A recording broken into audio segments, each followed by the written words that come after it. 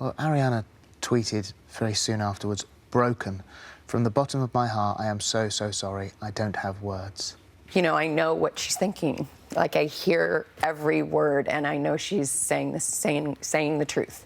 When you are a person like Ariana, and you are really engaged with your fans that way, and you enjoy the career because they make it fun for you, the fans themselves, they're going to probably become this wall of strength, I believe, because one thing I know about artists and fans is that the minute somebody tries to come and bully the artist, the fans are like, oh, yeah.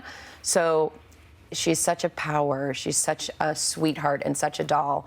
I encourage her to walk through it with the way that she can. Mm-hmm. Nobody should force her in any way, shape, or form to do something that she doesn't want to do.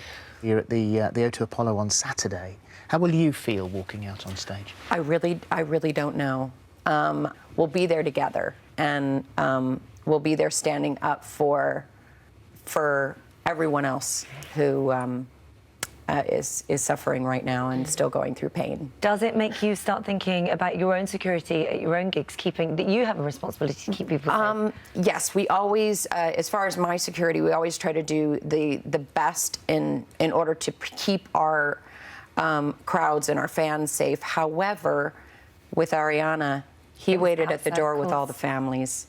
You know, he knew that no one was going to check him, and it was just completely not the security's fault on this one. And but I'm sure the security's beating themselves up as well, because they only want to keep people safe. And you know, we're not magicians, and we can't see through bags. And so I just feel like when people go through that much trouble to try to hurt someone, I feel like we can't sit there and point fingers at security and point fingers at anyone, because it's just an awful thing. And, and I know my security will be doing their hardest to keep my fans safe, as well as other artists, I'm sure. Well, you've said in the past that if you change the way you live, then they win. Yes. And do you believe that today? I totally believe that. I was at 9/11. I've been in so many different places where terrorism has existed and has put forth their stamp, and instead of reverting to going back into your hole, it's going, really? Oh, okay, great. Well, we're just going to rise up higher, and we're going to be a little louder so that you realize that you didn't scare us away.